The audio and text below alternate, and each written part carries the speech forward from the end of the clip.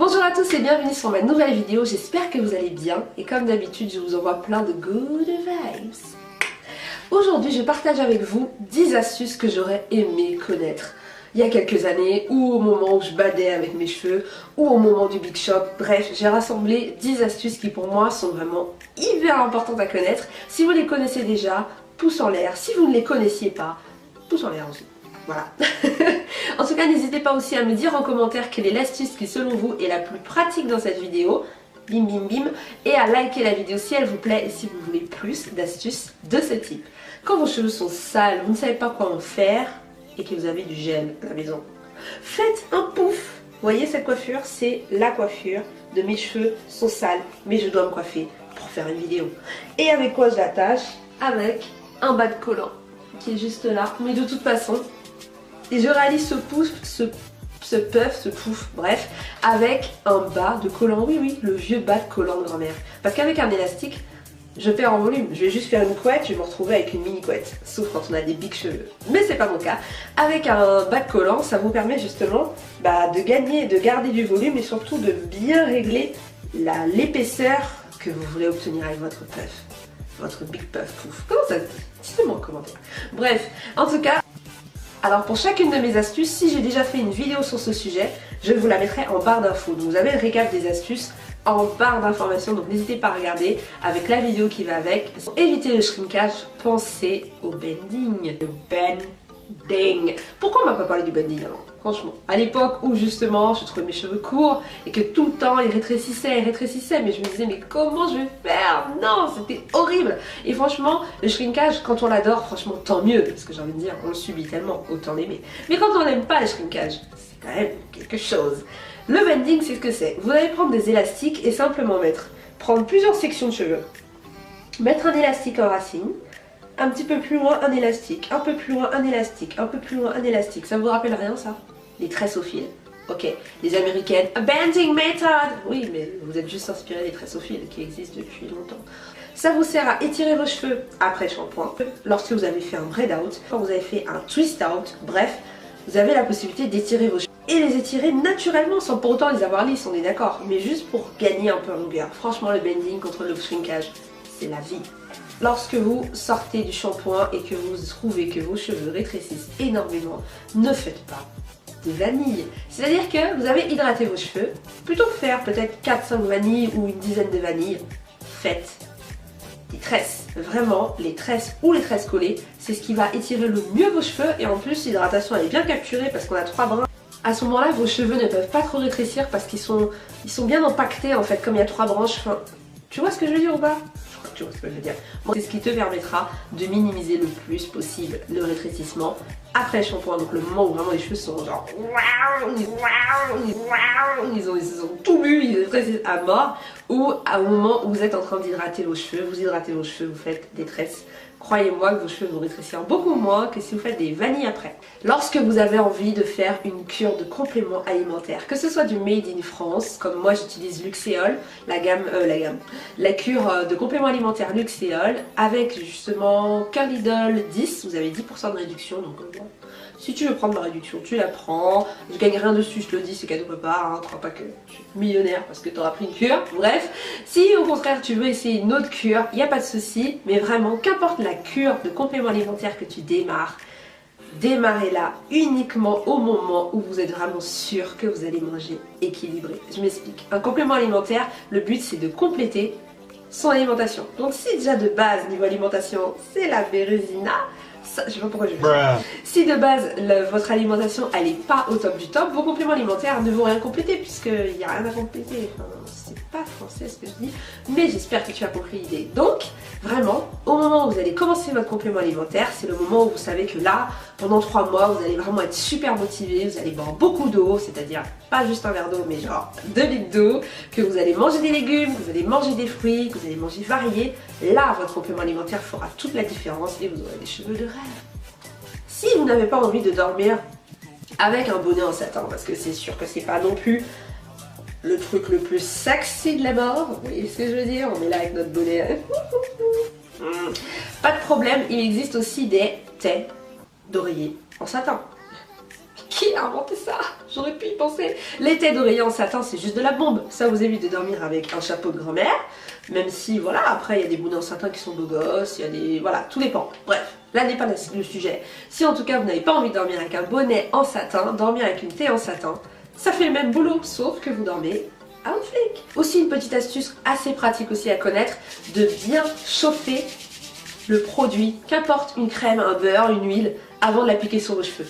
Apporter une petite chaleur en plus avant de l'appliquer sur vos cheveux, ça permet aussi de faire mieux pénétrer le produit et de le rendre aussi tout efficace, encore plus efficace. Lorsque vous n'avez pas envie de passer 4 heures à justement faire vos soins, etc., utilisez un bonnet chauffant.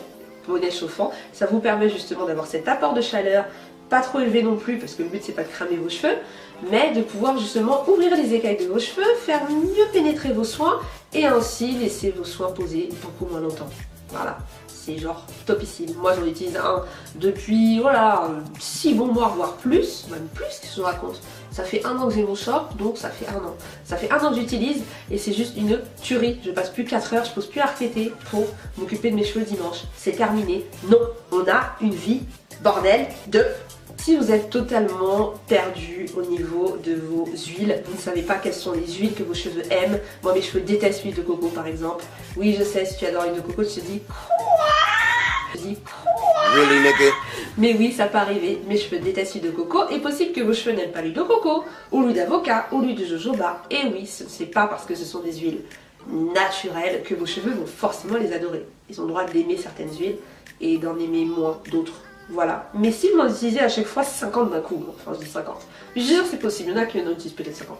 Je vous vois, hein. Donc le mieux c'est d'utiliser le moins d'huile possible pour pouvoir plus facilement détecter quelles sont les huiles qui vous plaisent. Parce qu'il n'y a rien de pire que d'avoir une routine en se disant bah il y a tout de bien, quand je dis tout de bien, en se disant bah ça c'est naturel pourtant, ça c'est bio pourtant, ça devrait aller, donc mes cheveux vont mal.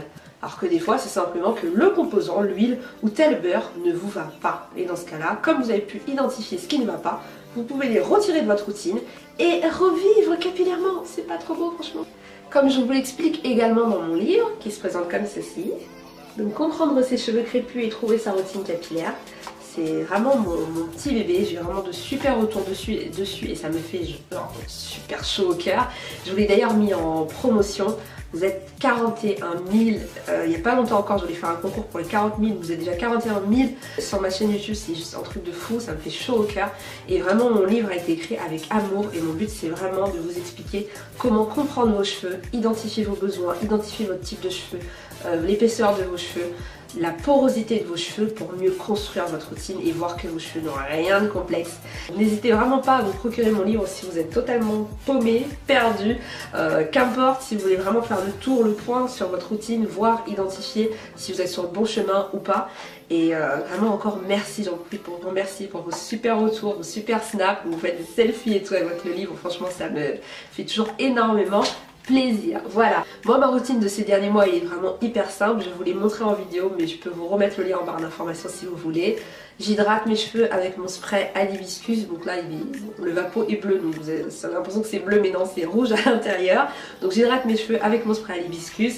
Ensuite je scelle l'hydratation soit avec la chantilly donc de chez Healthy Naturals Karité avocat ou soit la nouvelle que je teste du coup depuis à peu près quelques petites semaines, Karité aloe vera qui est juste une bombe et je suis trop contente du coup de pouvoir vous le proposer dans mon shop que je vous remettrai en barre d'informations. Je me lave les cheveux avec du Rasoul, j'hydrate mes cheveux avec mon spray maison à base d'hibiscus, je nourris et scelle l'hydratation avec ma chantilly Healthy Naturals. Et je fais aussi mes petits bains d'huile, mes bains d'huile en pré-pou avec de l'huile d'avocat que mes cheveux adorent. Franchement, j'en ai essayé beaucoup des huiles, mais c'est vraiment l'huile d'avocat que mes cheveux préfèrent. Et je sais même pas comment je fais pour ne pas forcément la voir avant. Je me prenais la tête à chercher des huiles super complexes et tout, enfin bref. Donc voilà, nickel, je viens de me refaire le plein. Vous pouvez retrouver aussi de l'huile d'avocat sur mon shop, donc n'hésitez pas. En plus, il y a le petit... C'est en spray, c'est tout con mais en fait ça permet de plus facilement l'appliquer, de ne pas en mettre 4 tonnes comme je faisais avant. Donc c'est vraiment cool. Bref. Alors, autre astuce également, n'oubliez pas de faire votre test pour pouvoir connaître votre niveau de porosité. La porosité, c'est la capacité de vos cheveux à absorber l'hydratation et à la retenir. C'est tout bête, mais un cheveu qui absorbe l'hydratation et la rejette vite, c'est un cheveu très poreux, donc fragile. Un cheveu qui va peut-être avoir du mal à faire pénétrer l'hydratation, mais qui va quand même finir par la retenir, c'est un cheveu à faible porosité. Connaître sa porosité, c'est mieux comprendre la réaction de ses cheveux à telle ou telle habitude, tel ou tel composant, telle ou telle routine, et ça permet vraiment d'arrêter d'acheter 1 milliard de produits qui ne correspondent pas. Donc n'hésitez pas, pareil, en barre d'information, de retrouver la vidéo que j'ai faite sur la porosité pour pouvoir voir comment procède ce fameux test. Et justement, dans mon livre, j'ai vraiment accentué énormément sur comment identifier sa porosité pour mieux adapter son choix de produits, donc avec une sélection de produits et des recettes, et mieux adapter sa routine à sa porosité, parce que vraiment, ça change la vie. Quelqu'un qui a les cheveux à faible porosité, mais qui a une routine de quelqu'un qui a une forte porosité, va plus facilement se dire « mais mes cheveux ne vont pas bien » et vice versa. Alors que quand on est cohérent vraiment dans les besoins de ses cheveux, on est moins déçu et nos cheveux sont en bonne santé et tout va bien. Voilà. En tout cas, j'espère que cette vidéo vous aura plu. N'hésitez pas à mettre un pouce en l'air si vous voulez plus de vidéos astuces express comme ça, et puis un pouce en l'air aussi si les astuces vous ont été utiles. Moi je vous fais plein de gros bisous, je vous remercie parce que 41 000 abonnés c'est énorme. La chaîne elle est là pour vous, elle tient grâce à vous, alors je vous dis merci. N'oubliez pas de profiter de la promotion de 10 € pour mon livre, pour pouvoir en profiter. L'envoi se fait en 48 heures avec amour et avec le sourire. Je vous fais plein de gros bisous, on se dit à bientôt pour une prochaine vidéo, passez un bon dimanche. Je vous fais plein de gros bisous et je vous dis à très bientôt pour une prochaine vidéo.